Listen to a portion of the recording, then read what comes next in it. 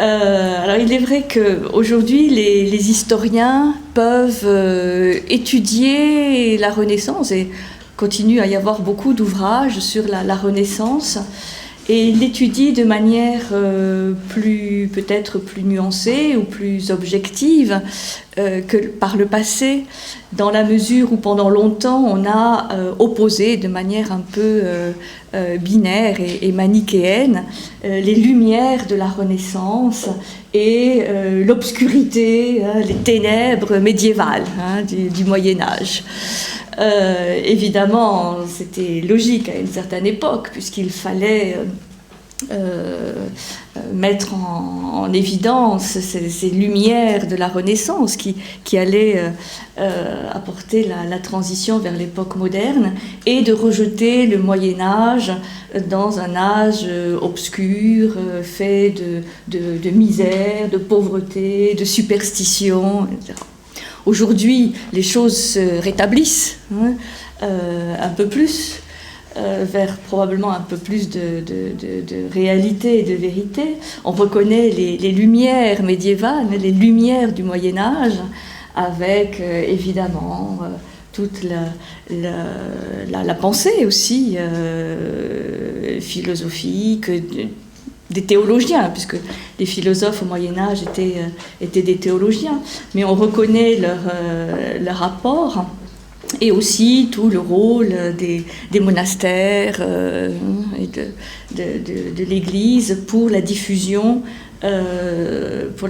des idées. Donc on reconnaît les lumières du Moyen-Âge et à contrario, on va reconnaître que la Renaissance va aussi avoir ses obscurités, va avoir son côté un peu ténébreux, puisqu'il va se passer des guerres, des conflits, des conquêtes pendant cette Renaissance qui ne seront pas forcément lumineuses et tolérantes et battre un petit peu en brèche cette image un peu béatifique de l'humanisme de la Renaissance. Donc les choses se rétablissent un peu dans le sens de voir un peu plus la lumière du Moyen-Âge et un peu plus la Renaissance telle qu'elle est. Et en tout cas, ça reste une période extrêmement surprenante de toute façon et passionnante à étudier. Puisque c'est quand même une éclosion, cette Renaissance. On va voir un petit peu en introduction les conditions dans lesquelles ça se passe, et avec des éléments de continuité avec le Moyen-Âge, mais aussi beaucoup d'éléments de rupture. Et cette Renaissance va préparer l'époque moderne. Donc c'est une époque charnière, vraiment indispensable à bien connaître, à mieux comprendre, ne serait-ce que pour comprendre aussi mieux notre époque. Donc on va essayer d'évoquer les différentes facettes de cette Renaissance pour bien comprendre la spécificité. Je vous signale d'ailleurs que vient de sortir, c'est une belle coïncidence, un très beau numéro du Point, un hors-série du Point. Vous savez que ces hors-séries du Point sont toujours vraiment très très bien faits, avec les textes d'un côté, les commentaires de l'autre. Il vient de sortir ce hors-série sur la Renaissance qui est très très bien fait, donc je vous le conseille. Et j'en ai fait d'ailleurs une photocopie des deux textes de Pétrarque qu'ils ont choisis, et c'est vraiment un bon choix. Alors, en introduction, quelques éléments sur cette Renaissance, qui est évidemment au départ une Renaissance italienne, puisque c'est dans les cités italiennes, avec la redécouverte de l'Antiquité, d'abord latine, et puis grecque, mais d'abord latine, que va se dérouler cette éclosion de cette Renaissance européenne dès le XIVe siècle, puisque très globalement, on considère que la Renaissance, ça va du XIVe au XVIe, du Trecento italien jusqu'au XVIe siècle. Alors, qu'est-ce que la Renaissance. La Renaissance. Comme son nom l'indique, c'est une seconde naissance. C'est une nouvelle naissance, celle d'un passé prestigieux. Et ce passé prestigieux pour l'Europe latine médiévale, ce passé prestigieux, ce sont les différents siècles de l'Empire romain. Quelque part, le pillage ou la mise à sac de Rome, la ville éternelle, en 410 par les Vandales d'Alaric, est resté comme un traumatisme, la destruction d'une ville qui avait pour vocation d'être éternelle. Et donc, ces siècles de l'Empire romain vont être un peu mythologisés, on va en faire une légende, une magnifique légende, puisque c'est la période pendant laquelle l'Italie avait été le phare de l'Empire d'Occident. Donc c'est l'Italie qui a eu le plus à perdre de la dislocation de l'Empire lors des invasions dites barbares au 5e, enfin au 6e et 7e siècle. C'est donc en Italie que l'histoire antique de Rome, tout naturellement, rentre dans la légende, rentre dans le mythe, et comme il y a sur le sol de l'Italie des ruines majestueuses, eh bien ces ruines sont l'objet de pèlerinages, d'une nostalgie très forte, d'un passé prestigieux qui n'est plus. Et donc, cette renaissance italienne a pour objectif de combler le fossé entre ce passé romain impérial prestigieux et cette Italie du XIIIe, XIVe siècle. Pour beaucoup d'auteurs, ne représente plus ces valeurs du passé. Donc, l'Italie va être le premier laboratoire, en fait, de cette expérience de la Renaissance, avec cette volonté de retrouver les lumières et le prestige et la magnificence de l'Empire romain. Chaque ville italienne, du XIe au XIIIe siècle, se veut comme une nouvelle petite Rome. Donc chaque ville se dote d'un forum, d'une place, à l'instar de l'ancien forum de la Rome antique, où renaissent l'éloquence, la délibération politique. On essaie de recréer les mœurs et coutumes de la Rome impériale, mais aussi, là ce qui est nouveau, se développe le commerce, l'économie et les grands financiers. Donc, à côté des cathédrales, des couvents, des monastères, vont grandir les organes d'une vie urbaine plus laïque, ça c'est la spécificité de l'époque, et vont se développer les bourgeois, les marchands, les banquiers, et on va voir apparaître évidemment les prémices de cette époque moderne qui vont donner aux commerçants, aux financiers évidemment un rôle nouveau et très important. Les marchands italiens sont les financiers de l'Europe à l'époque et ce sont les grands innovateurs. Deux exemples assez caractéristiques justement de cette période. Au XIIe siècle, on a un certain Saint François d'Assise, qui est fils d'un riche commerçant, et qui se donne la mission d'évangéliser cette nouvelle société urbaine, parce qu'il craint que le développement justement du commerce et des richesses éloigne les gens d'une certaine modération ou d'une certaine retenue vertueuse qu'il va prôner. Donc déjà, il y a ce danger qui apparaît comme possible d'un éloignement des vertus chrétiennes par ce développement du commerce, des richesses et de la bourgeoisie.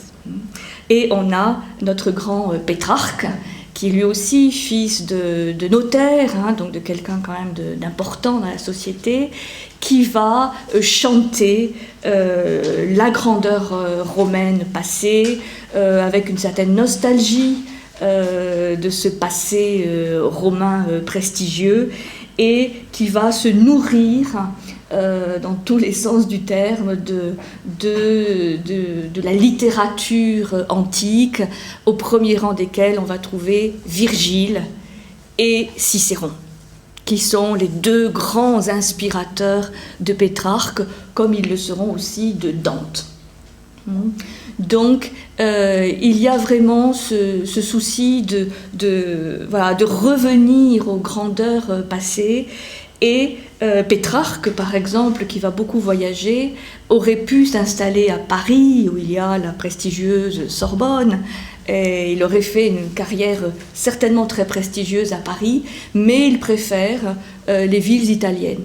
Il préfère revenir à Venise, à Ravenne. C'est là où est son cœur, même si, on le verra, une partie de son cœur est quand même près de chez nous, dans le Vaucluse, près de l'Isle-sur-Sorgue. Donc c'est en Italie que se forment les premiers humanistes. Donc on va voir Dante, Pétrarque, mais aussi les premiers disciples que Pétrarque va former. Je pense à Boccace, à Salutati, Barbaro. Enfin, c'est de l'Italie que ceci part. C'est pour cela qu'il est toujours assez logique de parler de la Renaissance italienne. Parce que c'est là où cette Renaissance prend son départ. Mais il y a une date qui va faire un tournant au niveau historique. Et cette date, c'est 1439, de 1439 à 1443. Donc on est un peu avant le milieu du XVe siècle, de ce qu'on appelle le Quattrocento, en italien, Quattrocento. Donc voilà, là, il y a vraiment un tournant dans le sens où la Renaissance italienne va devenir une Renaissance grecque.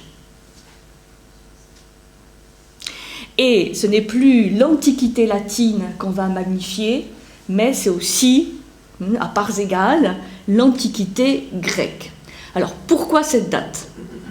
C'est une date peu connue, mais qui est très importante. Il se passe à Florence un concile. Et ce concile a la particularité de réunir l'élite religieuse et culturelle byzantine avec l'élite des théologiens et humanistes latins. C'est donc une rencontre entre le monde latin et le monde byzantin.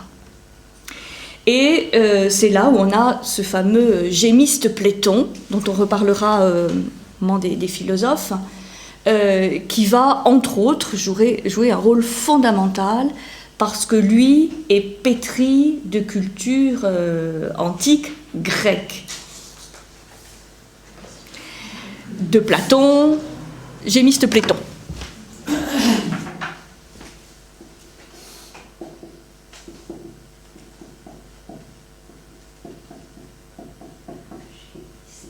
Gémiste Platon. Il est de Byzance. Il vient de Byzance. Et c'est lui qui va être en fait à l'origine de la fondation de l'Académie platonicienne de Florence. On parle toujours de Marcille Ficin, mais en fait, l'initiateur, c'est ce gémiste Platon, sur lequel je reviendrai plus tard. Et donc, encore plus que Platon et Aristote, qui arrivent à Florence, c'est toute la tradition néo-platonicienne. C'est-à-dire ceux qui ont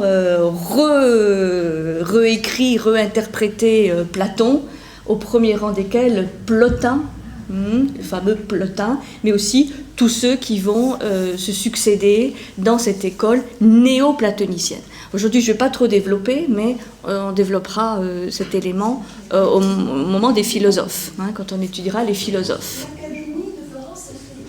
L'Académie platonicienne de Florence, puisque l'Académie platonicienne, qui a existé dans l'Antiquité à Athènes, va être recréée à Florence, sous justement l'impulsion de ce gémiste Platon et de Marsile Ficin, de Pic de la Mirandole, qui vont être soutenus par les grands mécènes que sont les Médicis à Florence, et surtout Côme de Médicis et Laurent de Médicis. Laurent le Magnifique, après les choses vont se gâter, mais au niveau de Côme de Médicis et de Laurent de Médicis, on a véritablement un mécénat fantastique, aussi bien des philosophes, puisqu'ils donnent de leur fortune pour racheter des manuscrits. Et il y a à ce moment-là une folie, tout à fait, un bouillonnement extraordinaire pour retrouver des manuscrits antiques, pour aller dans le monde entier, enfin surtout en Occident, mais rechercher des manuscrits perdus et les retraduire.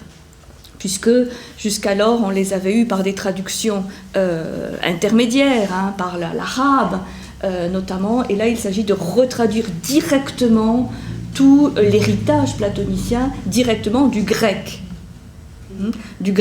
en latin et du grec en langue dite vulgaire, donc l'italien ou le toscan. Donc c'est un moment très important où cette renaissance qui était d'abord latine va devenir une renaissance gréco-latine. Et on va magnifier autant l'Antiquité grecque que l'Antiquité latine. Ça se voit dans les arts, puisque les peintres, les sculpteurs, les architectes vont énormément s'inspirer de héros et de dieux grecs, autant que latins. Ça, on le verra avec l'art. Les dieux grecs ressurgissent partout, les héros grecs surgissent partout, et donc c'est cette antiquité grecque qui fait l'objet donc d'une certaine nostalgie et surtout de vouloir retrouver la splendeur des idées et de l'art grec. Dans le domaine scientifique aussi, on va trouver les anciens traités d'Archimède, de Ptolémée, d'Euclide, enfin de tous les grands scientifiques grecs qui vont être redécouverts, retraduits et qui vont donner cette impulsion à nos scientifiques de la Renaissance. Dans le domaine politique aussi, c'est l'époque où Machiavel se réfère à Tite-Live, le grand historien latin. Enfin, il y a donc un bouillonnement où on va chercher chez les antiques latins, chez les antiques grecs, tout ce qui peut régénérer, apporter un nouveau souffle, une nouvelle naissance à l'Europe. Sortant donc de plusieurs siècles de théologie chrétienne qui avait, disons, écarté un peu, beaucoup même, ces fondements antiques. On redécouvre aussi au niveau du théâtre et de la musique toutes les tragédies grecques. On rejoue les tragédies de Sénèque, on rejoue, enfin là c'est le monde latin, mais on rejoue les comédies de Plaute. Enfin voilà, donc l'Antiquité gréco-latine est à l'honneur. Et à l'honneur, et pas simplement, disons, d'un point de vue formel, mais parce que tous ces penseurs et ces artistes pensent que vraiment ces éléments de l'Antiquité peuvent ressourcer, régénérer et refaire partir une Europe qui est un peu à bout de souffle. Donc la Renaissance, c'est une période de passion, c'est pas une période en demi-teinte, c'est une période où on va trouver des gens passionnés par cette redécouverte de l'Antiquité et où on réinvente la notion d'homme universel. uomo universale, hein, en italien, c'est vraiment cet idéal d'un homme global. Et on va retrouver en philosophie notamment cette idée que l'homme est un microcosme, c'est-à-dire qu'il est un petit univers régi par les mêmes lois que le cosmos, que le grand univers. Et il va y avoir cette spécificité de la Renaissance qui montre à la fois la fragilité, la vulnérabilité de l'homme dans cet univers avec lequel il est lié, mais aussi sa grandeur, sa dignité. Et c'est là où il y a une rupture, peut-être avec le Moyen-Âge, où il y a vraiment cette volonté de montrer la grandeur de l'homme, la position centrale de l'homme, la grandeur et la dignité de l'homme, malgré les fragilités et la vulnérabilité et les failles humaines. C'est pour ça qu'il y a comme un souffle qui est apporté, dans la mesure où on veut tourner la page du péché quelque part originel, qui a beaucoup marqué quand même le Moyen-Âge chrétien et théologique, pour apporter une vision plus grande, plus confiante, plus optimiste de l'homme, avec cet idéal de l'homme universel, qui est donc à la fois scientifique, poète, médecin, cette image de l'homme vraiment partie prenante dans l'univers, mais où l'univers est aussi en lui.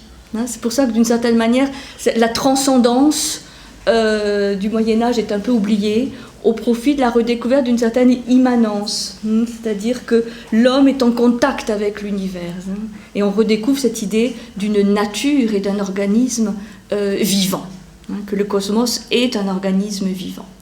Bon, on verra à travers les différentes facettes de la Renaissance un peu comment chacun va vivre cette redécouverte de l'homme. C'est pour ça qu'on parle de l'humanisme de la Renaissance.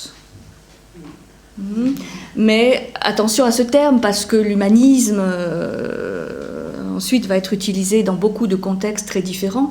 Il ne s'agit pas de placer l'homme au centre du monde, mais de revaloriser l'homme au sein de l'univers, en mettant en évidence les correspondances et les liens entre l'homme et l'univers. Et de ce point de vue, la nature va être à nouveau magnifiée alors qu'elle avait été plutôt diabolisée, disons, pendant le Moyen-Âge. C'est pour ça qu'on parle de l'humanisme de la Renaissance, la grandeur de l'homme. C'est pour ça qu'un être comme un philosophe comme Pic de la Mirandole, vous savez, qui parlait 22 langues, qui connaissait tout, qui avait un savoir totalement encyclopédique et universel, est une sorte de symbole de cette renaissance, de cet homme universel qui a une connaissance vraiment globale. Et qui va écrire d'ailleurs tout un petit traité sur la dignité de l'homme. Donc c'est ça qu'on peut, disons, résumer pour l'instant de cette idée de la Renaissance, où l'homme est de nouveau magnifié, mais sans se voiler la face, avec l'acceptation de ses fragilités, de ses failles, de ses faiblesses, mais aussi de sa grandeur. Et de ce point de vue, Dante et Pétrarque, qu'on va étudier ce matin, sont deux ambassadeurs de cet esprit de la Renaissance. Alors, souvent, on fait démarrer la Renaissance à Pétrarque. Bon, là, je la fais commencer un petit peu avant, avec Dante.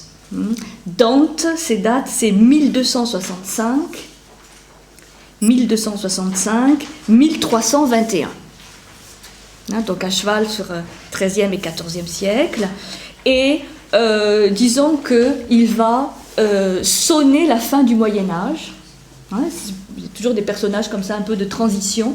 Il sonne la fin du Moyen-Âge et il marque le début, vraiment le tout début des penseurs de la Renaissance. Et on verra à propos de la Divine Comédie quels sont les éléments justement qui permettent d'associer cette œuvre monumentale à l'esprit de la Renaissance, beaucoup plus qu'au Moyen-Âge.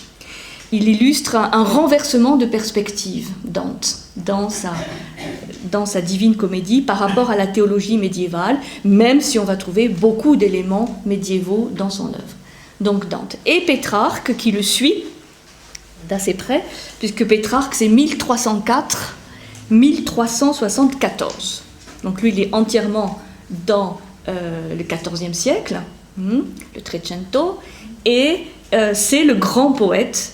Il est considéré, en tout cas, encore aujourd'hui, comme le grand poète de la Renaissance. Tous les deux vont écrire, de manière volontaire, une grande partie de leur œuvre en italien, en toscan, langage de Florence, de la Toscane, et ils vont garder quand même un grand amour pour le latin. Et leurs œuvres plus, disons, plus philosophiques, plus métaphysiques, plus intellectuelles, plus spirituelles, vont être écrites en latin. Mais leur œuvre, comme la Divine Comédie pour Dante ou le Canzoniere de Pétrarque, vont être écrits en italien et donc vont donner au toscan une faveur tout à fait nouvelle. Donc Dante et Pétrarque, ce sont deux personnages vraiment très intéressants. Ce sont deux destins qui se ressemblent, deux destins un peu croisés et qui se ressemblent à bien des égards. Donc on va commencer par Dante, puisque c'est le premier, et il est le premier grand poète de langue italienne, et son œuvre majeure, même s'il a écrit d'autres choses, son œuvre majeure est la Divine Comédie, qui est considérée encore aujourd'hui comme un des chefs-d'œuvre de la littérature poétique, puisque ce sont des vers, des rimes extrêmement précises. Et le terme original, le mot original de cette œuvre était commedia, la comédie, et c'est un de ses successeurs, poète aussi, Boccace, qui le premier a employé l'adjectif divine. Et en fait, cet adjectif de divine lui est resté accolé. Et tous les successeurs de Boccace ont officialisé ce terme de la Divine Comédie. Et depuis, on continue à étudier la Divine Comédie. Mais il faut savoir que ce n'est pas Dante qui a donné ce qualificatif à son œuvre. Plus modestement, c'était la comédie. Alors, Dante Alighieri,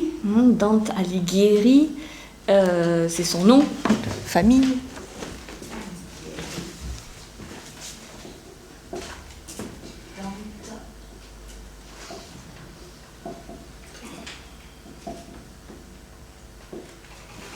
Dante Alighieri est issu donc d'une famille qui est originaire de Florence, puisque beaucoup de choses vont se passer à Florence. Et Florence est, comme d'autres villes nord de l'Italie, le théâtre d'un combat assez féroce qui se passe entre ce qu'on appelle les guelfes et les gibelins. Peut-être entendu parler, peut-être lointain souvenir d'histoire, les guelfes et les gibelins. Alors, j'en parle parce que les familles et Dante et Pétrarque eux-mêmes vont être partie prenante dans ce combat. Les guelfes sont ceux qui sont favorables au pape. Et les gibelins sont favorables à l'empereur, puisqu'il s'agit de voir qui va dominer, qui va gérer ce Saint-Empire germanique. Donc, bien qu'il soit le Saint-Empire germanique, c'est dans le nord de l'Italie que ces combats se passent, sont des combats féroces. Et la famille Alighieri est favorable aux guelfes. et donc au pape, et cela va expliquer un certain nombre de problèmes que vont rencontrer Dante et Pétrarque, puisque Pétrarque et sa famille sont aussi du côté des Guelfes. Peu de choses sont connues sur la jeunesse et l'éducation de Dante. On sait qu'il séjourne quelque temps à Bologne, puis à Florence, où il reçoit les enseignements religieux à la fois des dominicains et des franciscains. Il va rencontrer très jeune des poètes et très tôt il va avoir une vocation littéraire et poétique. Il cherche à découvrir les ménestrels, donc les troubadours, les poètes provençaux qui sont proches, et il est absolument subjugué par la culture latine classique. Il a une dévotion immense pour Virgile, ce sera le cas aussi de Pétrarque, et pour eux l'Énéide, l'œuvre majeure de Virgile qui raconte une grande histoire, grande épopée d'Énée. L'Énéide est pour Dante le sommet, disons, de la littérature poétique. Beaucoup plus qu'Homère, parce que la Renaissance grecque n'est pas encore arrivée, on est encore dans la Renaissance latine, et donc c'est Virgile. C'est Virgile et Cicéron aussi, qui est un personnage qui subjugue Dante, puisque Dante va avoir une activité politique, et donc le côté, les plaidoiries, le côté politique et les plaidoiries de Cicéron vont beaucoup les marquer.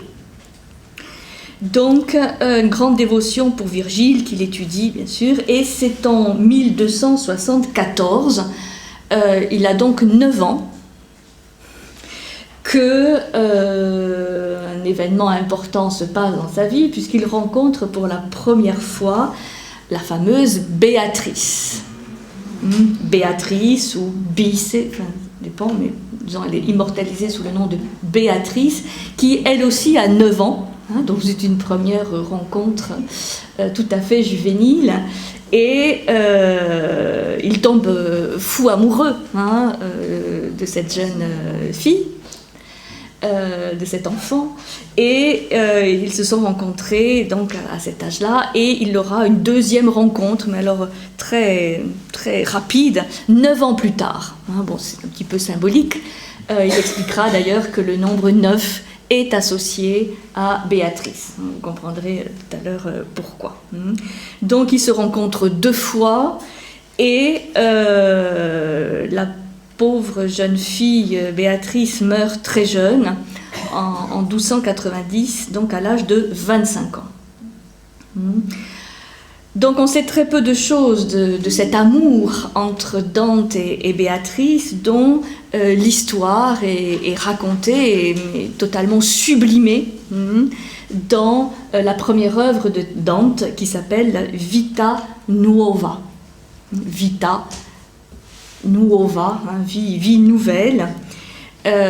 Vita Nuova, qui va composer entre 1292 et 1294, donc après la mort de Béatrice. Il y décrit sa première rencontre, sa deuxième rencontre, donc 9 ans plus tard, et il y décrit surtout sa passion, cet amour fou et son désespoir à la mort de Béatrice. Alors, il y a un petit texte qui est assez célèbre, c'est le premier poème du livre, Vita Nuova, où il raconte un rêve qu'il a fait. Dante voit apparaître le dieu Amour dans une nuée de feu, portant Béatrice nue dans un drap couleur de sang. Amour tient dans sa main le cœur enflammé de Dante et le donne à manger à Béatrice, puis s'élève vers le ciel avec elle. Donc c'est un rêve qui débute, qui démarre ce récit, un récit qui a fait l'objet de beaucoup d'interprétations symboliques, puisque la tradition mystique va s'emparer de la nuée de feu. La tradition courtoise va s'emparer de cette image du cœur mangé. Ça peut paraître un petit peu particulier aujourd'hui, mais c'était une image assez courante dans les chants et la littérature de l'amour courtois. Et l'élévation vers le ciel, évidemment, contient une dimension eschatologique dans l'au-delà, annonciatrice du rôle qu'aura Béatrice dans la Divine Comédie, qui est d'accompagner Dante jusqu'au paradis.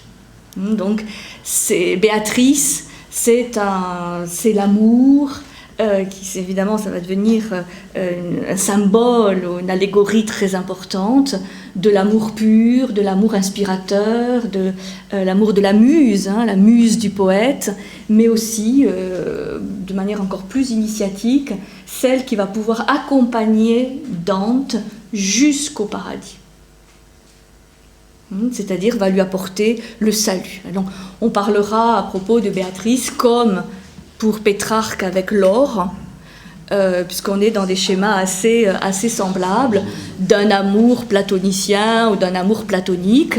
Bon, il est évident que vu l'âge de Dante et Béatrice, il s'agit évidemment d'un amour pur, d'un amour magnifié, sublimé, avec donc toutes les interprétations symboliques et spirituelles d'ascension que ceci entraîne.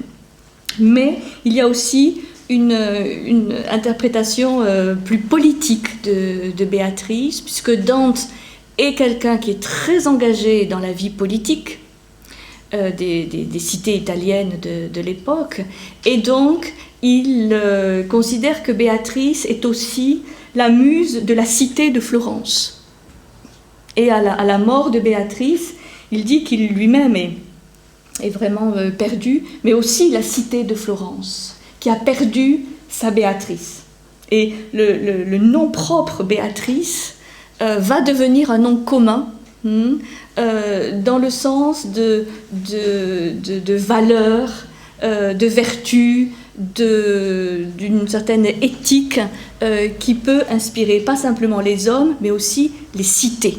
Donc il y a aussi une signification sociopolitique à Béatrice. Donc Dante joue un rôle très actif dans la vie politique de Florence. Il est un guelfe ardent et militant, et il va choisir, puisqu'il va y avoir plusieurs camps, enfin il y a deux camps dans les guelfes, les blancs et les noirs, il va choisir le camp des blancs. Bon, toujours est-il qu'il va avoir un rôle de conciliateur pendant un certain temps, et puis le conflit s'envenimant, il va y avoir des procès qui vont être menés, et en 1302, je crois, oui, il y a un procès qui condamne Dante au bûcher. Vous voyez, ces conflits étaient assez forts, puisqu'il est condamné pour gain illicite, insoumission au pape, et donc il est condamné au bûcher, tous ses biens sont confisqués. Insoumission au pape. Et oui, mais, alors je vous explique. Chez les guelfes, il y a eu deux partis, les guelfes blancs et les guelfes noirs. Lui, il a pris parti pour les guelfes blancs. Et les guelfes blancs, bien que étant favorables au pape, prônaient une certaine autonomie vis-à-vis du pape. C'est-à-dire que ce n'était pas une soumission totale, contrairement aux guelfes noirs. Donc, il a été accusé d'insoumission au pape et aussi d'insoumission à Charles de Valois. C'est-à-dire que là, il s'est trouvé accusé de toutes parts. Et c'est pour ça que dans ce deuxième procès, il a été condamné au bûcher, et ses biens ont été confisqués, et il a été exilé de Florence. Comme la famille de Pétrarque aussi le sera, exilé de Florence, et Dante ne reviendra jamais à Florence. Ce qui explique encore aujourd'hui une dispute entre Ravenne et Florence, puisque Dante est mort à Ravenne, il est mort de maladie et malaria à Ravenne, donc son tombeau est à Ravenne. Et Florence se bat, enfin c'est la petite anecdote, mais quand on va à Florence, on dit oui, le tombeau de Dante, mais le tombeau est à Ravenne, et Ravenne ne veut pas rendre à Ravenne, à Florence, les restes de Dante. Ravenne considère qu'une ville qu'il a exilée n'a aucun droit pour récupérer sa dépouille. Bon, donc voilà, si vous vous intéressez à la petite vie politique italienne, à part ce qu'on entend généralement, bon, il faut savoir qu'il y a un conflit entre Ravenne et Florence. Bon, toujours est-il que Dante ne pourra pas remettre les pieds à Florence, et à son grand regret. Alors, cet exil, ceci dit, sera prolifique, et ça sera le même cas pour Pétrarque, puisque dans cet exil et dans cette errance, eh bien, ils vont trouver beaucoup d'inspiration et quelques lieux quand même de havre et de paix. Et donc, dès 1306, Dante commence la rédaction de la comédie, de la Commedia, et qu'il poursuivra probablement jusqu'à sa mort. Donc c'est une œuvre vraiment, l'œuvre majeure de sa vie.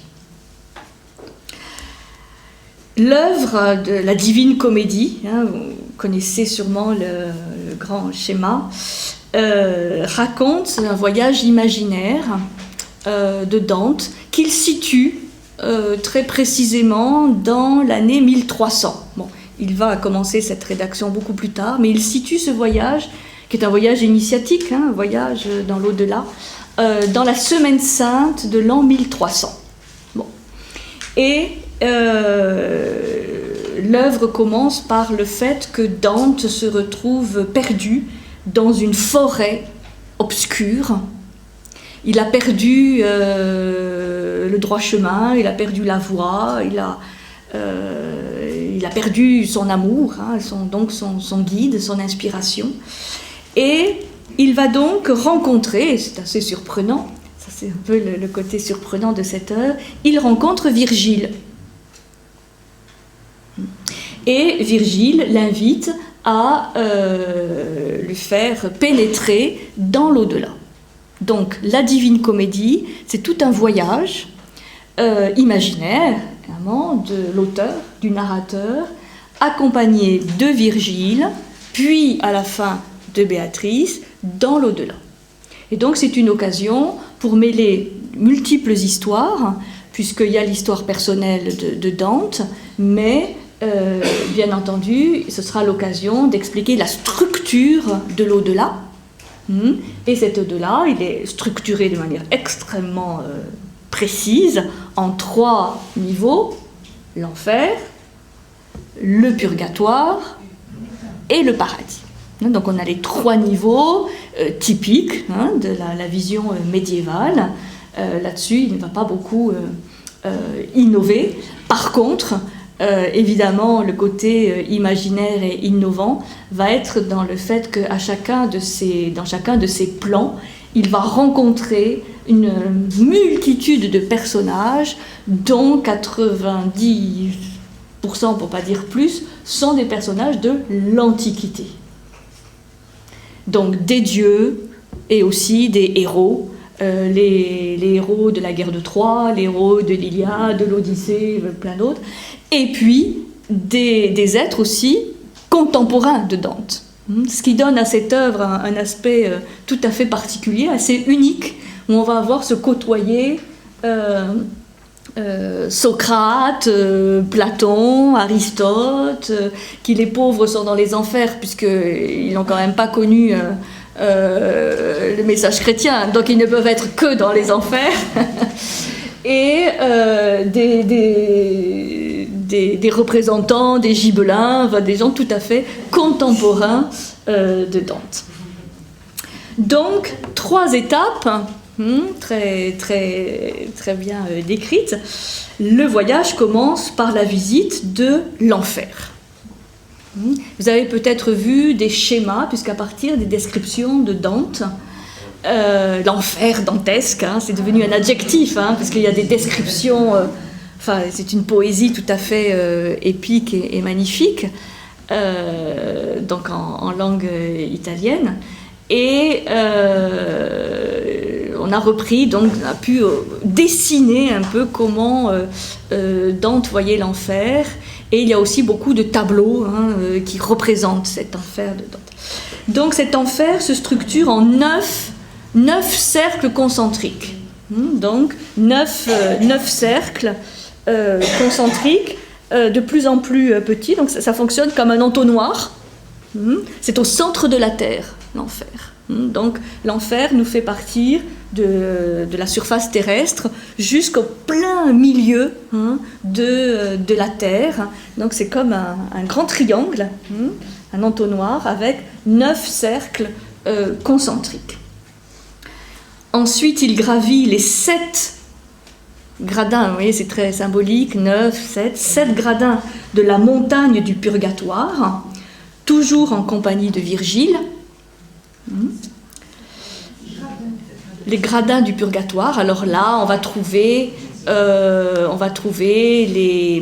les gens qui se purifient de leurs vices. Le purgatoire, c'est quand même un monde médian, un monde intermédiaire, où on peut se purifier des vices. Alors, ce sont les vices chrétiens classiques. Là, Dante n'invente rien. On va trouver la colère, la paresse, l'avarice, la gourmandise, la luxure, enfin les péchés capitaux. Et Virgile va pouvoir, donc, vous voyez que ce grand poète, ce grand guide, va l'accompagner jusqu'au seuil du paradis. Malheureusement, Virgile, faisant partie de l'Antiquité, ne peut pas aller plus loin. Et c'est la raison pour laquelle c'est Béatrice, qui elle était chrétienne, baptisée, peut lui prendre la main et l'accompagner découvrir le paradis.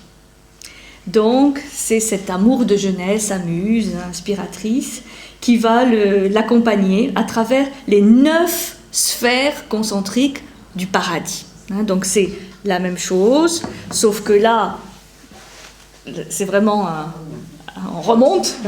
Donc au lieu d'être un entonnoir qui se ferme, ça s'ouvre. Les cercles concentriques sont de plus en plus élevés. Et Béatrice va l'accompagner dans les 9 cercles du paradis. Et au plus haut cercle du paradis, au 9e, là, elle ne peut pas aller plus loin. Et c'est... Non, quand même pas. Non. C'est Saint Bernard de Clairvaux qui arrive, donc l'envoyé de Dieu, on va dire, Saint Bernard, qui vient chercher Dante pour l'amener dans le 10e ciel, qu'on appelle l'Empyrée. C'est-à-dire là, c'est vraiment le séjour des bienheureux, c'est le summum du paradis, l'Empyrée.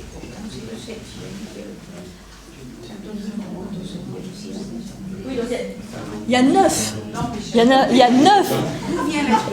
Le 7e ciel. Là, il y en a 9. Il y en a 9. Donc, vous comprendrez pourquoi le nombre 9, pourquoi 9 est associé à Béatrice, puisqu'elle va lui permettre donc l'ascension à travers les 9 cieux, 3 x 3. Et Saint Bernard va pouvoir l'amener à l'unité, puisque le 10e ciel, c'est le retour à l'unité. Et si on fait le total, ça fait 25, ça fait l'âge de la mort de Béatrice. C'est magnifique. Parce que tout ceci est très... Non, mais Jacqueline a raison. Tout est très arithmétique, géométrique, très structuré. Par exemple... la Divine Comédie est divisée en 3 cantiques, donc en 3 parties, composées chacune de 33 chants. 33 chants, et il y a le 100e chant, qui est un chant inaugural placé dans l'enfer. Donc il y a une symbolique numérique très, très importante. Donc 3 fois 33 plus 1, ça fait 100. Et il va, lui-même va laisser entendre que bien sûr, ceci fait référence, le 3 à la Trinité et le 1 à l'unité. De même que la structure des rimes va être extrêmement précise, puisque ce sont des rimes en tercet, là aussi 3, où on va avoir 2 rimes identiques qui en encadrent une autre, etc. Donc c'est très composé, c'est ciselé comme écriture poétique. C'est pour ça que ça a été considéré vraiment comme un chef-d'œuvre, plus sur peut-être la forme même que le fond, au niveau de la structure poétique. Donc au niveau du paradis, puisque c'est quand même là l'aboutissement du voyage, chaque cercle, c'est pour ça qu'il y en a 9, correspond en fait à une planète. Donc on a le ciel de la Lune, le ciel de Mercure, le ciel de Vénus, le ciel de Jupiter, cette planète plus le Soleil et la Lune, et c'est là où, comme on le verra tout à l'heure, on voit un retour d'une vision de l'Antiquité, puisque jamais dans la théologie chrétienne on va parler du ciel des planètes. Donc là, bien que reprenant la structure de la théologie médiévale classique, il va intégrer des éléments de l'Antiquité. Et dans chaque ciel, dans chaque structure, chaque plan du paradis, sont logés les hommes sans péché selon leur mérite.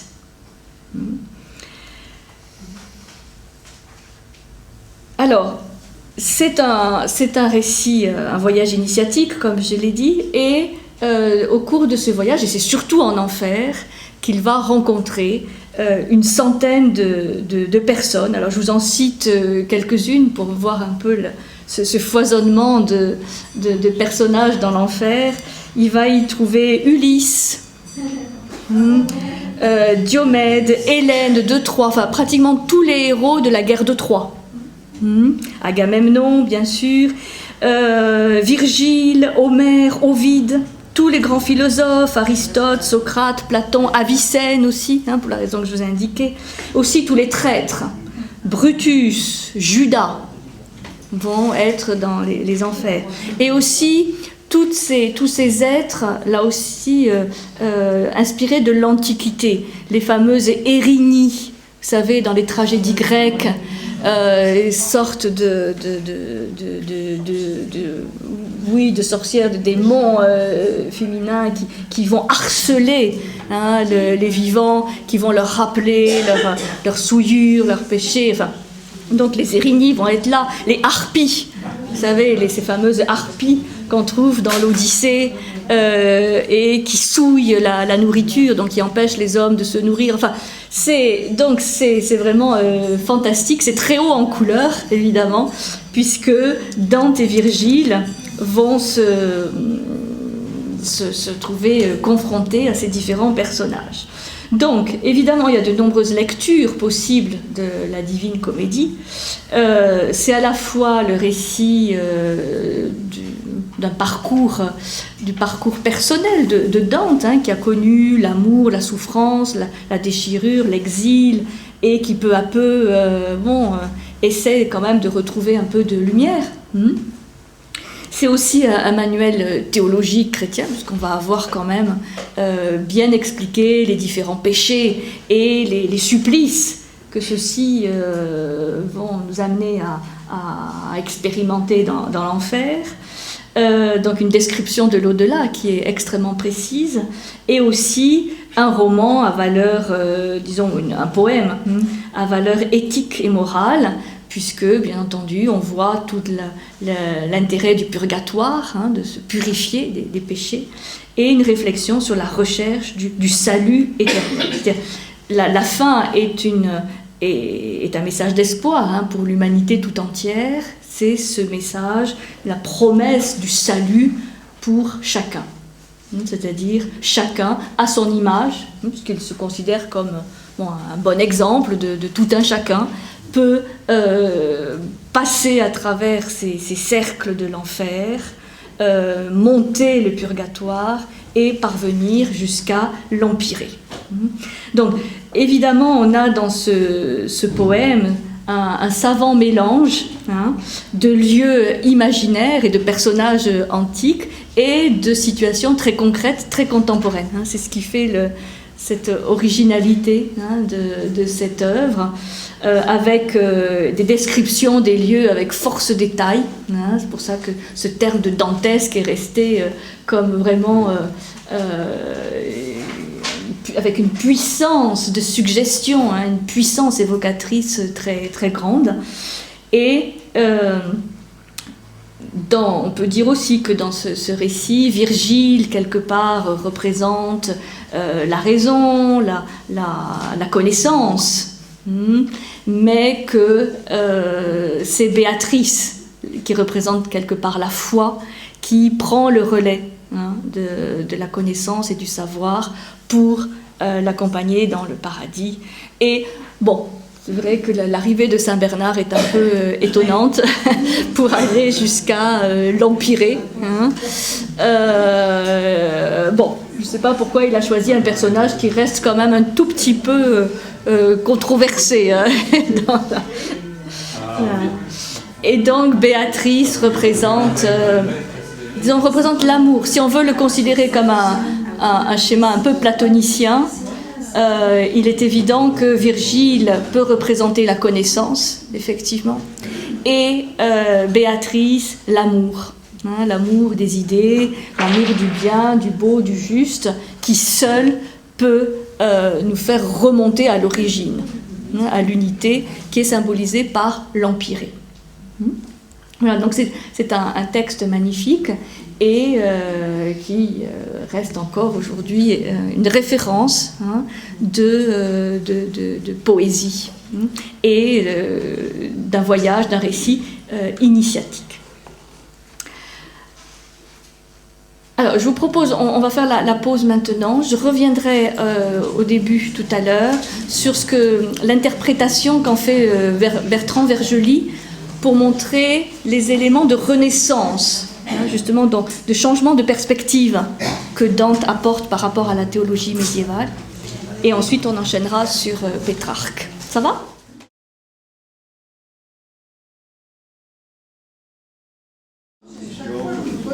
Pour finir avec Dante, je voudrais vous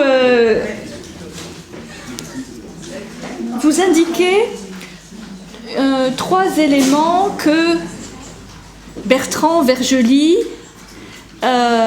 explique par rapport au renversement de perspective que Dante apporte par rapport à la théologie médiévale, pour justifier le fait de placer Dante au moins à la charnière entre Moyen-Âge et Renaissance, qui a chez Dante déjà des germes de Renaissance qui seront plus évidents chez Pétrarque, mais que déjà chez Dante, on sent donc l'humanisme naissant. Alors, trois points qu'il explique et que je trouve intéressants. Premier point, il dit pour Dante, la philosophie est une consolation, puisque un autre personnage que Dante aime bien, c'est Boès. Vous savez, ce philosophe qui avait écrit La consolation de la philosophie, où il considérait aussi la philosophie sous forme d'une allégorie féminine. Donc c'est vrai que peut-être que Boès a inspiré Dante dans la figure de Béatrice.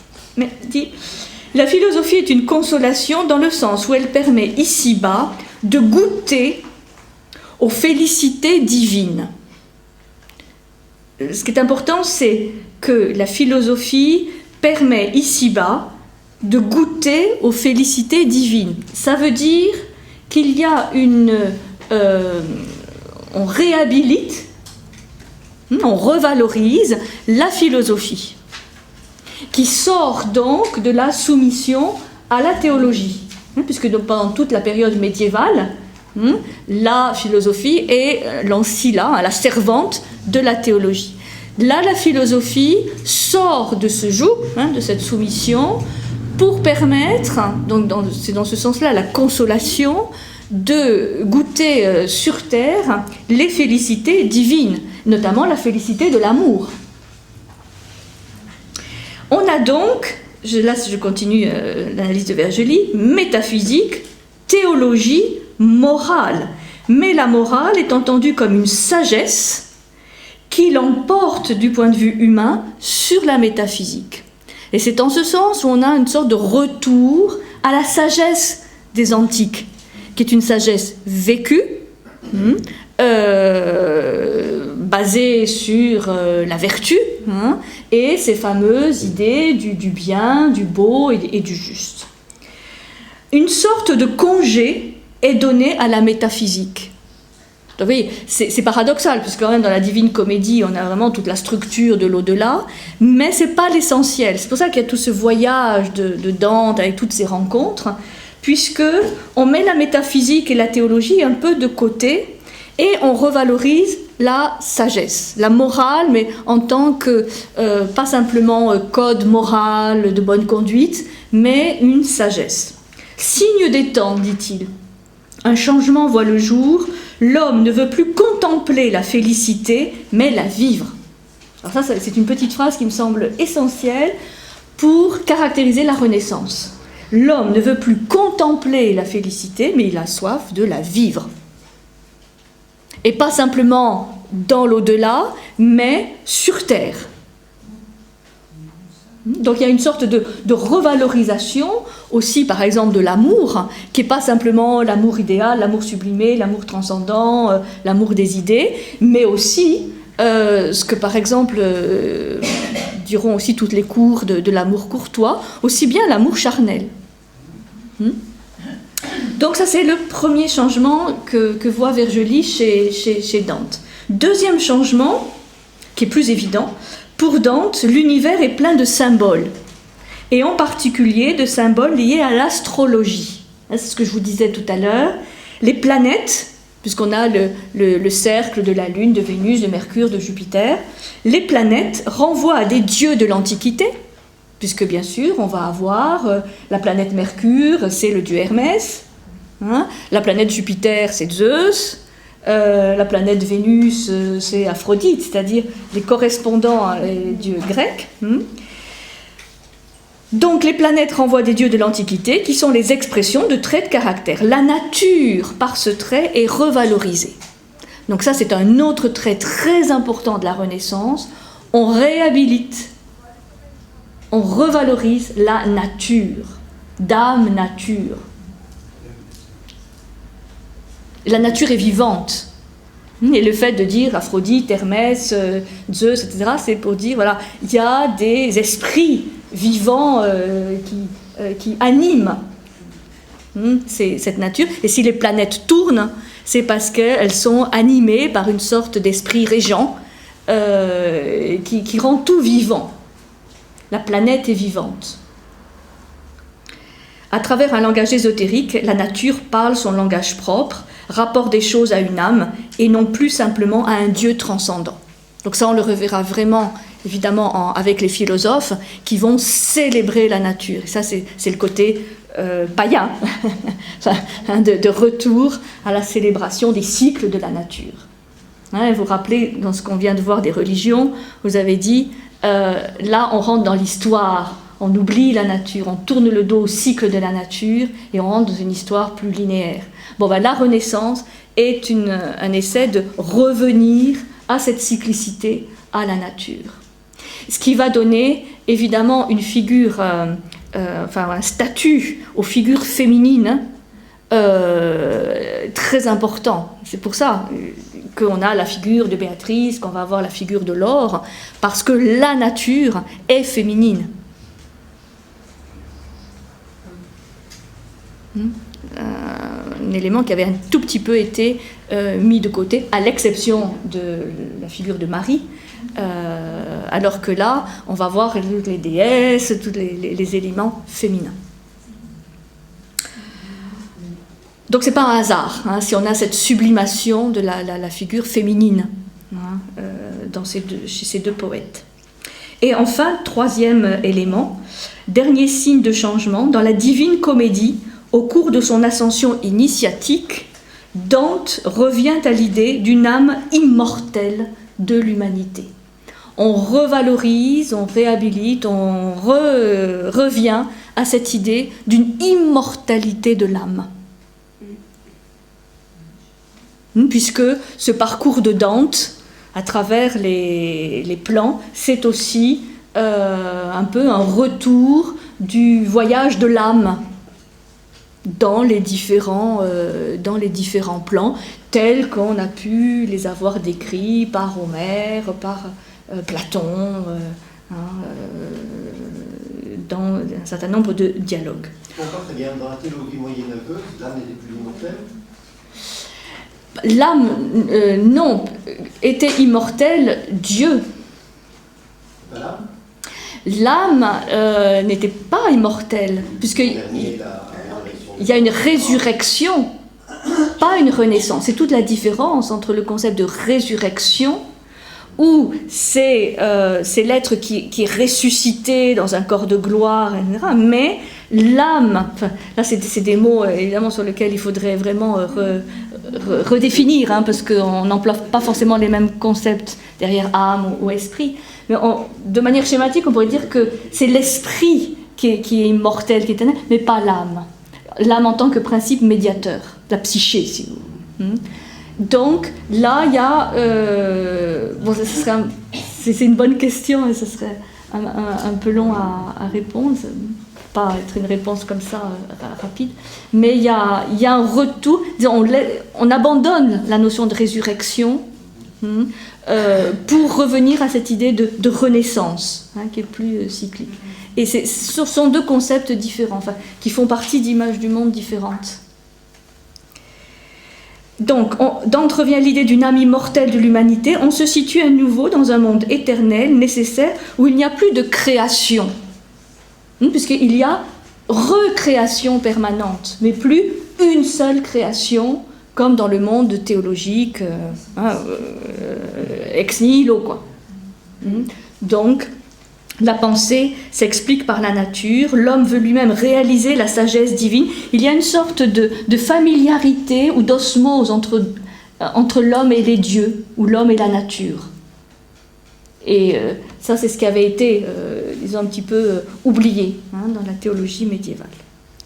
Donc, une sorte de transcendance laisse place à plus d'immanence. C'est le début de l'humanisme de la Renaissance. Où on revient à cette vision plus stoïcienne d'un univers qui est un organisme vivant dans lequel chaque être humain est une parcelle de vie. Donc c'est moins transcendant. Vous vous rappelez la définition de la transcendance, c'est le fait d'avoir une vision de Dieu extérieure et supérieure à soi. C'est ça que Dante, disons, abandonne un petit peu pour quelque chose de plus coexistence, correspondance, qui est le grand génie de la vision de la Renaissance. On revient à des éléments de l'ésotérisme hermétique, des correspondances entre les choses. Bon, voilà, j'ai voulu vous lire ceci parce que je trouve intéressant, pas toujours... qu'on trouve des analyses, plus philosophiques sur Dante, et ça me semble intéressant. C'est pour ça qu'il a sa place dans cette sorte de charnière entre le Moyen-Âge et déjà la Renaissance, les prémices de la Renaissance. Ça va ? Alors, passons à Pétrarque. Pétrarque qui est quelqu'un, évidemment, de très important pour l'Europe, pour la région, puisqu'il a vécu dans ce très bel endroit de la fontaine de Vaucluse, près de l'Isle-sur-Sorgue, où il y a trouvé un lieu de solitude, de méditation, de régénération, d'écriture. Donc il faudra un jour qu'on fasse une sortie à Fontaine. Et évidemment, dans la région, on ne peut pas parler de Pétrarque sans évoquer sa fameuse ascension du Mont Ventoux. C'est pour ça que je vous l'ai quand même mise dans le texte, parce que c'est incontournable, l'ascension du mont Ventoux avec son frère. Je vais y venir. Alors, Francesco Petrarca, François, disons francisé François Pétrarque, Francesco Pétrarque, il est né à Arezzo, et parce qu'il n'a pas pu naître à Florence, puisque sa famille avait été exilée. Pour les mêmes raisons que tout à l'heure, puisque son père, le père de Pétrarque, avait été banni de Florence par les Guelfes noirs, en raison de ses liens politiques avec Dante. Donc voilà, ils ont fait partie de la même problématique avec les Guelfes noirs. Donc la famille de Pétrarque a dû partir. Ils sont allés à Arezzo, c'est là où est né le petit Pétrarque. Et ensuite, toute la famille a rejoint Pise. Ils sont passés par Marseille et ils sont allés à Avignon. Ils sont installés en Avignon en 1312. Donc Pétrarque a 8 ans. Il va commencer ses études à Carpentras, puis il va voyager, puisqu'il va beaucoup voyager, Pétrarque. Il va se rendre à Montpellier, puis à Bologne pour étudier le droit. Ses premières études vont être des études de droit, mais en fait le droit ne l'a jamais vraiment intéressé. Donc il lit en cachette, parce que son père n'est pas tout à fait... Lui, son père voudrait qu'il fasse du droit. Et il lui brûle ses livres de Virgile, de Cicéron, qu'il lit donc en cachette. Et lui aussi voue une admiration sans borne à Virgile et Cicéron. Et il dit lui-même « De la vie générale, j'étais un jeune homme de grand avenir si j'avais persisté dans la voie où je m'étais engagé, c'est-à-dire celle du droit. Mais j'ai complètement abandonné cette étude. » Donc il quitte le droit pour se consacrer à la littérature. Et la littérature, pour lui, ça va prendre un aspect très particulier et très intéressant pour l'Europe de l'époque. C'est qu'il va chercher, il va se mettre à chercher et à être un véritable découvreur de manuscrits anciens. Et il va trouver de vieux manuscrits de Cicéron. Il va trouver des vieux manuscrits de philosophes de l'Antiquité. Et il va le faire pour lui, mais il va aussi créer en fait tout un réseau. C'est pour ça qu'on l'appelle l'humaniste de l'Europe. Parce qu'il va créer un réseau culturel en Europe, donc en Italie, mais aussi en France, en Allemagne et aussi en Angleterre, de gens qu'il va motiver pour chercher des vieux manuscrits, les faire traduire, et il va être philologue, c'est-à-dire il va s'entourer de plein de spécialistes en philologie, c'est-à-dire l'étude des manuscrits anciens, voir quelles sont les meilleures traductions, de retraduire pour vraiment arriver à des traductions les plus parfaites. Et tout au long de sa vie, donc, il va être un découvreur de manuscrits, vraiment un amoureux. Et il va les collectionner, bien sûr, les manuscrits latins surtout. C'est ce qui va annoncer le travail des grands humanistes jusqu'à Érasme. C'est-à-dire, et là, c'est vrai qu'il y a un bouillon de culture à ce moment-là, de culture antique, et d'aller chercher les manuscrits et surtout de les retraduire. Donc il professe pour l'Antiquité un culte enthousiaste. On dit qu'il se réfugie dans l'Antiquité comme dans un temple. Il converse avec les antiques comme avec ses familiers. Et lui-même dit, je cite, « Des hommes actuels, la seule vue me blesse gravement, tandis que les souvenirs, les noms illustres des anciens me causent une joie profonde, magnifique, et si inestimable que si le monde le pouvait savoir, il s'étonnerait de ce que je me plaise tant de converser avec les morts et si peu avec les vivants. » Donc quand il va visiter des couvents, des monastères, c'est plus pour voir dans les bibliothèques s'il n'y aurait pas un manuscrit inédit, et il a effectivement fait de belles découvertes. Vous voyez cet amour vraiment inconditionnel pour l'Antiquité, et pour les grands auteurs latins. Après Bologne, il revient s'installer en Avignon, et c'est en Avignon que, c'est très précis, le 6 avril 1327, il rencontre dans l'église de Sainte-Claire à Avignon l'amour de sa vie, donc qui est Laure de Noves. Laure de Noves, qui est une femme, une dame noble, de haut rang, qu'il va très peu rencontrer, qui est mariée de son côté, mais qui va être comme, qui va être sa muse, son égérie, son inspiratrice et l'amour de sa vie. Il connaît donc un véritable coup de foudre et il va donc chanter Laure, il va la magnifier dans un recueil de 366 poèmes écrits en italien qu'on appelle le canzoniere, le chansonnier. Canzoniere, c'est l'œuvre principale, disons, en italien, de Pétrarque.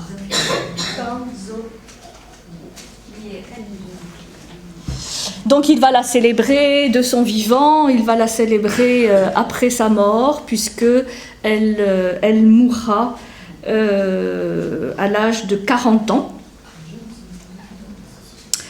probablement de la peste noire, la fameuse peste noire de l'époque. En 1348. Nous avons là un spécialiste de Laure de Noves. 1348, donc la grande muse, et c'est lors des moments de retrait, de solitude à la fontaine de Vaucluse, qui est un lieu magique qu'il adore, qu'il va écrire en partie ses poèmes. Donc il est fidèle aux règles de l'amour courtois, dit-on. Il donne très peu de renseignements concrets, profanes sur Laure. Il précise que sa démarche n'a rien de mortel, que sa bien-aimée a la forme d'un ange et que ses paroles avaient un autre son que la voix humaine. Donc il y a une sorte de divinisation de Laure.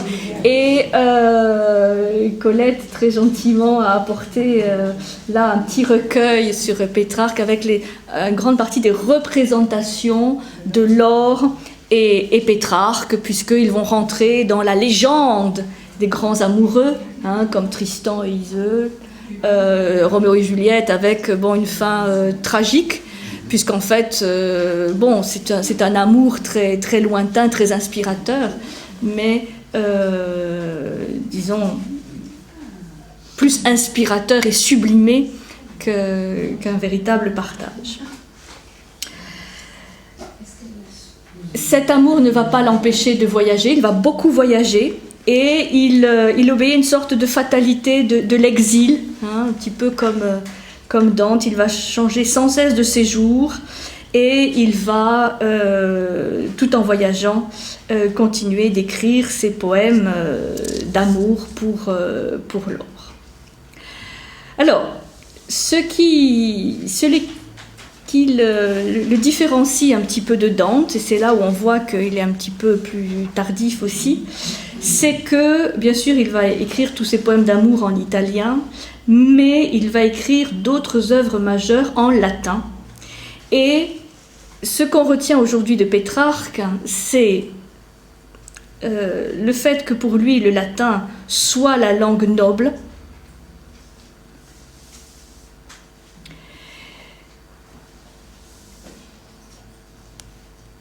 qu'il va continuer à considérer ces deux inspirateurs essentiels qui sont Virgile et Cicéron, et qu'il se voit, il se pense, il se conçoit lui-même comme vraiment un restaurateur de la civilisation antique.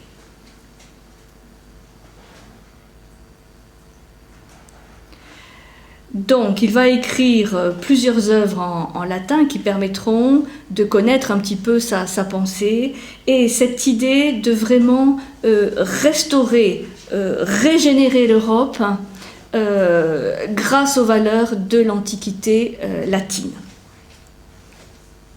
C'est de ce point de vue qu'il est considéré comme le père fondateur de l'humanisme européen.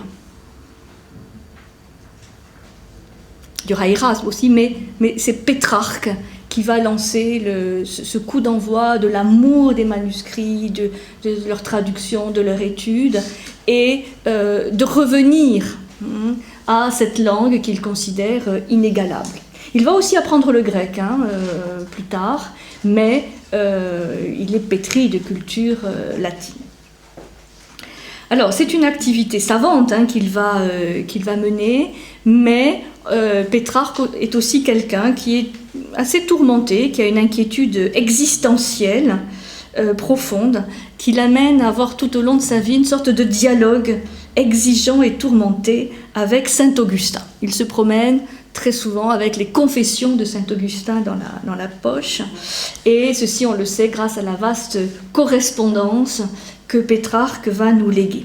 Et ce saint Augustin, il est mis en scène dans ce fameux épisode de l'ascension du mont Ventoux. Donc ça fait partie des deux textes, enfin des quelques textes là que je vous ai photocopiés. C'est un texte très connu où cette ascension du mont Ventoux est devenue le symbole de l'humanisme renaissance, c'est-à-dire l'homme gravissant la montagne, avec tout l'effort évidemment que cela suppose, et qui constitue une métaphore sur le sens de l'existence humaine, qui est vue vraiment comme une ascension difficile, puisque le mont Ventoux quand même, faut le... Certains y sont allés déjà, on fait l'ascension du mont Ventoux depuis le bas. Ouais, bon, voilà. Donc, il faut quand même le faire. Et donc, vous verrez, c'est un très très beau texte. À un moment donné, il ouvre les confessions de saint Augustin, et il tombe sur une phrase et qui va continuer à l'inspirer. Donc, pourquoi cette ascension du mont Ventoux est si célèbre ? Parce que, on voit vraiment le côté symbolique, comme une métaphore sur le sens de l'existence humaine, fragile, vulnérable, faillible, mais aussi grandiose, qui peut escalader les plus grands sommets, pas simplement des montagnes physiques, mais des sommets intérieurs. Donc c'est une ascension symbolique, comme le voyage de Dante était un voyage initiatique jusqu'à l'Empyrée. Là c'est le mont Ventoux qui est célébré par Pétrarque comme le mont Olympe, c'est-à-dire pour lui il gravit le mont Olympe, et donc il va retrouver les dieux de l'Antiquité avec lesquels il a une familiarité qu'il n'a pas avec ses contemporains. Donc c'est un très beau texte, un très beau moment. L'autre texte que je vous ai donné est un texte très intéressant au niveau philosophique, pour rattacher Pétrarque en fait à la tradition de l'humanisme, de la Renaissance, de l'humanisme platonicien ou néo-platonicien. Il se trouve qu'il va beaucoup voyager, il va aller à Paris, il sera reçu à la Sorbonne, on lui propose même des postes à la Sorbonne, on lui remet des lauriers, il est considéré de son vivant comme un maître à penser, ce qui est toujours intéressant à souligner. De son vivant, il est réputé, tant au niveau de la forme poétique qu'il apporte dans un certain sommet de perfection, que sur le fond. Donc on va avoir des académies de poésie qui vont se réclamer de Pétrarque, mais aussi des courants philosophiques. Et il se trouve que vers la fin de sa vie, il va se trouver confronté à des courants qui vont se développer notamment à l'université de Padoue, qui sont des courants aristotéliciens, et notamment qui vont interpréter les textes d'Aristote et qui vont se situer dans la lignée du fameux Averroès, le grand traducteur et commentateur d'Aristote. Et il va y avoir une lutte assez violente, au moins oratoire et épistolaire, entre ces tenants d'un certain aristotélisme, parce qu'on ne peut pas dire qu'ils aient été forcément très fidèles à l'esprit d'Aristote, mais c'est Aristote revu et corrigé, et notamment par l'avéroïsme, qui va en faire quelque chose d'assez systématique et un peu fermé. Et il va donc se trouver la cible de leurs attaques, de leurs injures, de leurs insultes, et il va répondre à cela dans un texte dont vous avez la photocopie, enfin un extrait, qui s'appelle « De sa propre ignorance et de celle de tant d'autres ». De sa propre ignorance et de celle de tant d'autres. Alors, ce titre a été interprété de deux manières, parce que, bon, le titre est un peu allusif.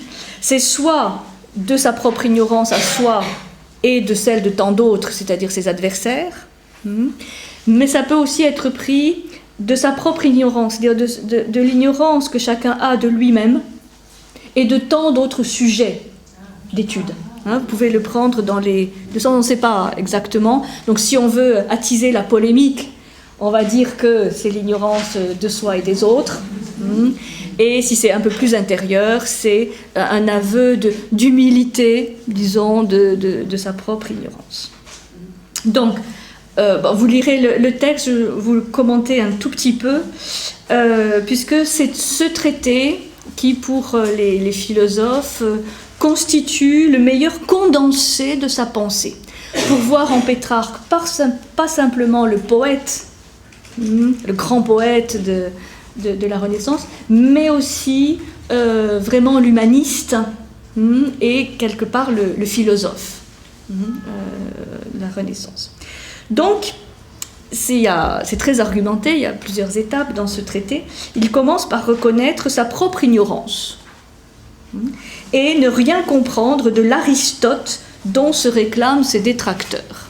C'est-à-dire, c'est pas Aristote qu'il va combattre, ce sont les aristotéliciens, notamment les aristotéliciens avéroïstes de Padoue, qui, bon, comme toujours, sont plus aristotéliciens qu'Aristote.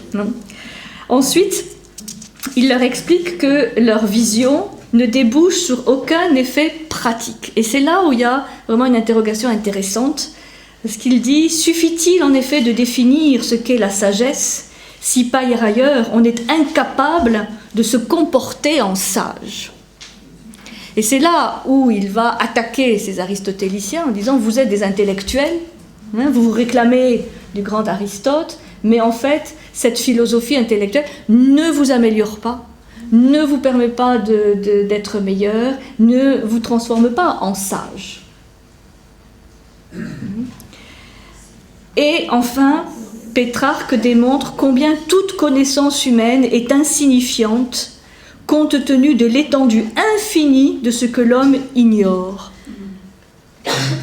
Et que la sagesse, justement, la véritable sagesse, qui pour lui est la sagesse de l'Aristote, mais du vrai Aristote, ou d'un Platon, ou d'un Socrate, ou des stoïciens, c'est à la fois cette conscience de l'insuffisance de la raison humaine. C'est-à-dire que, oui, la raison humaine a ses limites, elle ne peut pas tout expliquer, mais que quand même, cette raison, c'est la grandeur de l'homme. Entendant par raison, pas ce que les modernes un peu vont ensuite entendre par raison, qui va être un peu réduite à la logique, à l'intellect, à la capacité de comprendre les choses de manière rationnelle. Mais pour lui, la raison, c'est aussi tout ce lien de compréhension avec l'univers.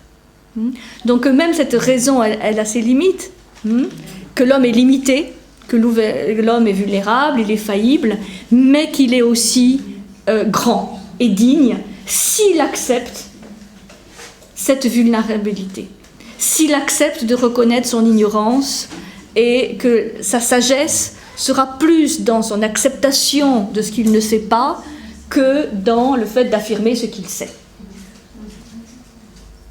En cela, il va revaloriser la démarche socratique, un petit peu, dire, bon, nous ignorons plus de choses que nous n'en connaissons, mais ce n'est pas pour cela que l'homme est petit. Ce sont des accents qu'on retrouvera plus tard chez un Pascal, qui dira l'homme est tiraillé entre l'infiniment deux abîmes.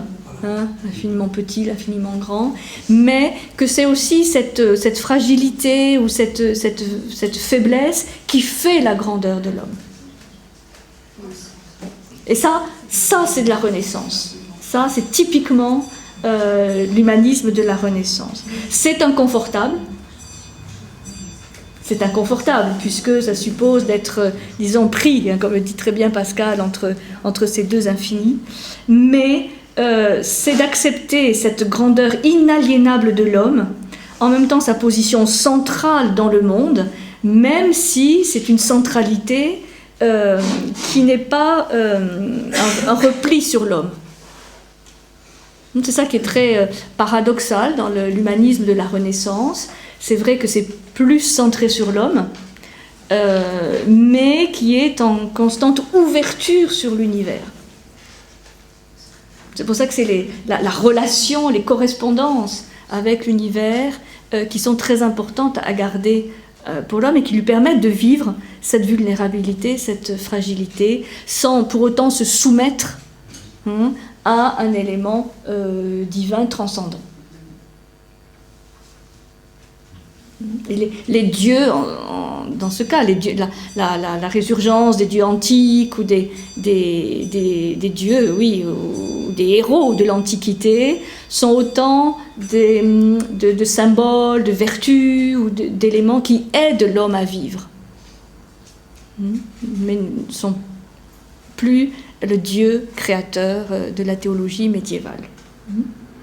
Donc, ce texte, je trouve intéressant, et là je l'ai photocopié du hors-série, dont je vous parlais tout à l'heure, et je trouve que le choix est très, très judicieux, parce que ce traité est considéré comme la première attaque, on va dire, lancée par un humaniste de la Renaissance contre les excès de ce qu'on appelle la scolastique médiévale, c'est-à-dire toute cette pensée extrêmement conceptuelle, mais aussi un peu abstraite et théorique sur les textes, qui avait finalement éloigné l'homme de la sagesse, ou de cet amour de la sagesse, donc de la philosophie antique. La scolastique, donc des pères de l'Église, et qui au départ, vous le savez, les pères de l'Église étaient nourris de culture antique, mais petit à petit s'en sont détachés, et c'est devenu dans les universités une sorte de dispute avec argument contre argument. Bon, la somme théologique de Thomas d'Aquin est un des exemples de cette argumentation extrêmement fine et sophistiquée, un sommet de l'argumentation théologique qui forme la scolastique, mais qui est devenue tellement abstraite que inaccessible à l'homme du peuple.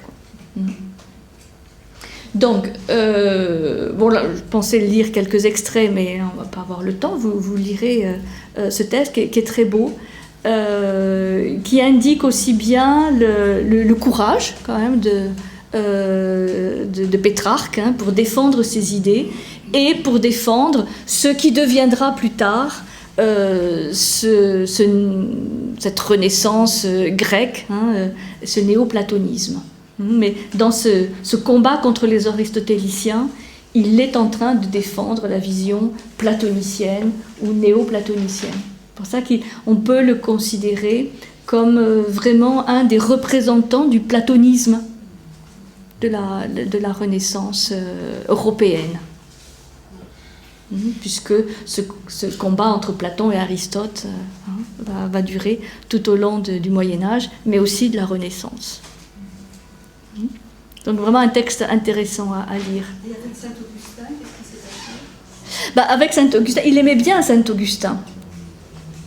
Saint-Augustin, lui, il est du IVe siècle, donc c'est quelqu'un qui fait, lui, la charnière entre l'Antiquité et le Moyen-Âge. Enfin, disons, c'est le haut Moyen-Âge, Saint-Augustin, mais il y a chez Saint-Augustin le côté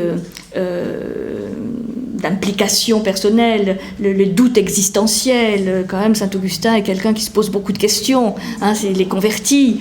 Mais c'est lui qui va aussi avoir ces grandes idées de la cité de Dieu. Enfin, il est une source d'inspiration pour Pétrarque, incontestablement.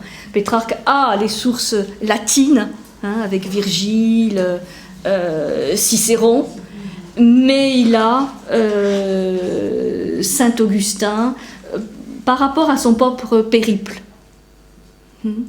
Et Saint-Augustin, qui lui aussi était l'évêque d'Hippone, ce qu'il n'aurait pas forcément choisi au départ, hein, une sorte de sacrifice aussi de sa vie, pour défendre un certain nombre de valeurs. Donc il se sent proche de Saint-Augustin et il a dit les confessions toujours dans sa poche pour s'en inspirer, pour les lire. Donc c'est pas le Saint-Augustin, on va dire un peu catégorique sur le péché originel, puisque alors là Pétrarque lui tourne le dos. C'est pas cet aspect-là de Saint-Augustin, c'est le Saint-Augustin pétri de culture antique, hein, qui l'inspire.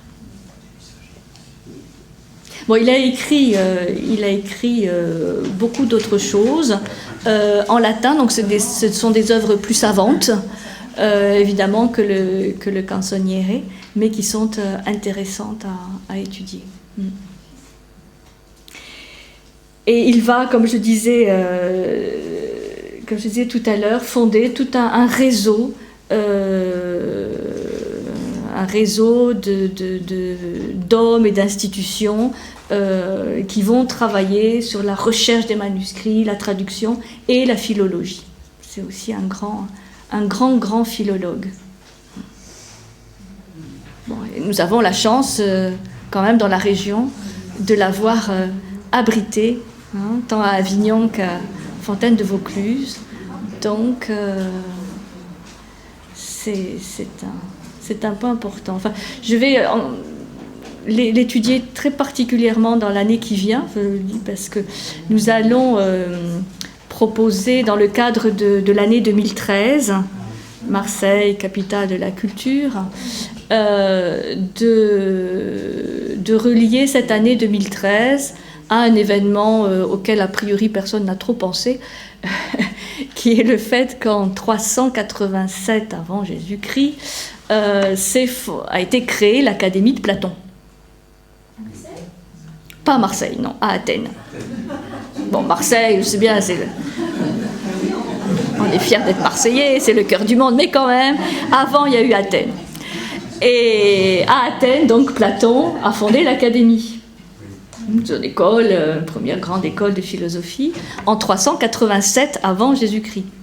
Bon. Donc, 2013 plus 387, ça fait 2400. Donc nous sommes en train de proposer un projet autour de la célébration des 2400 ans de la fondation de l'Académie platonicienne. Sachant que quand même Marseille est une ville créée par des Grecs, quand même, les Phocéens, que les premiers dieux de Marseille c'était Apollon et Artémis, hein, qui étaient en concurrence avec les dieux des Celto-Ligures, mais enfin quand même, et que ce qui est très intéressant, c'est d'étudier au travers de l'histoire, de manière transversale, tous les penseurs, mais pas simplement les philosophes, mais aussi les poètes, les hommes d'église ou les chercheurs, les scientifiques, enfin tout ce qui représente la culture, qui sont dans ce rayon platonicien. Puisque, à Marseille, il y a les rencontres d'Averroès, qui est basées sur la Méditerranée, mais on pourrait aussi tout aussi bien, enfin, les rencontres d'Averroès ne traitent pas que de l'aristotélisme, que d'Averroès, mais réhabiliter ou réétudier, créer des pôles d'études et de réflexion sur les routes de la sagesse platonicienne et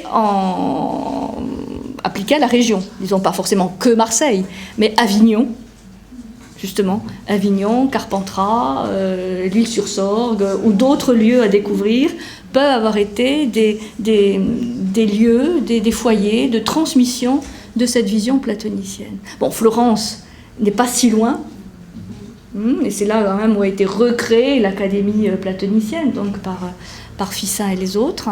Et donc, voilà, ce qui va m'amener, et avec tous ceux qui voudraient participer à ce projet, qui est ouvert évidemment à tous, d'étudier un peu plus les œuvres plus savantes de Pétrarque, et peut-être d'autres, qui ne sont pas moins connus, mais qui seraient à découvrir ou redécouvrir, pour apporter au projet de Marseille 2013 aussi la réflexion philosophique, qui pour l'instant n'est pas très représentée dans les projets, enfin tout au moins de ce que l'on a pu étudier. Il y a des projets très intéressants, mais au niveau philosophique, c'est un peu pauvre. Et donc, voilà, on espère pouvoir apporter cet aspect-là.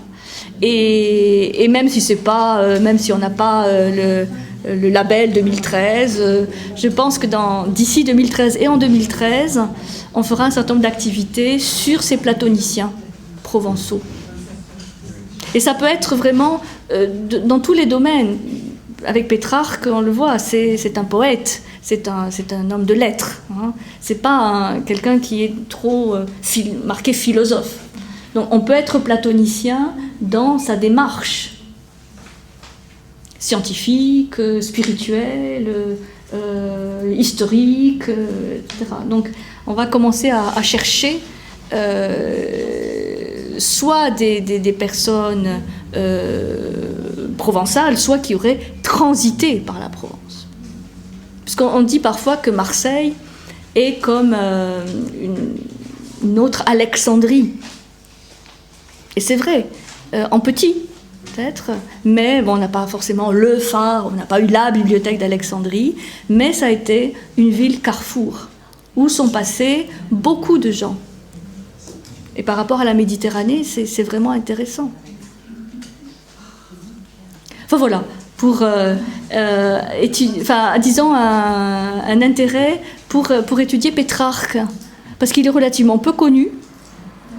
Mieux étudier aussi ce qui s'est passé à Avignon, parce qu'à Avignon il y a eu les papes, mais il n'y a pas eu que les papes. Enfin voilà, c'est une excuse pour étudier un petit peu et pour avoir de bonnes raisons d'être fier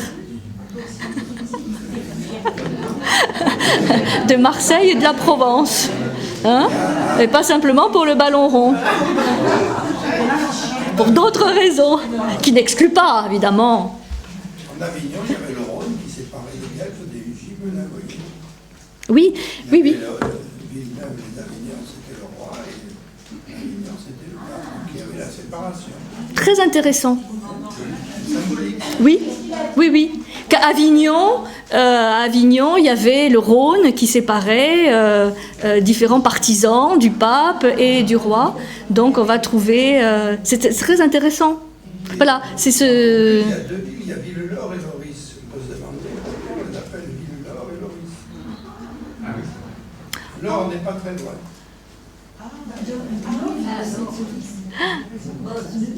Voilà, vous voyez, ça c'est magnifique. Faut qu'on étudie ça, tout ça. Près de Gignac, il y a un village qui s'appelle Loris. Oui. Je suis embauchée, Yves. Embauchée dans le projet. Bon, voilà. Donc, Pétrarque, quelqu'un à étudier, à mieux connaître.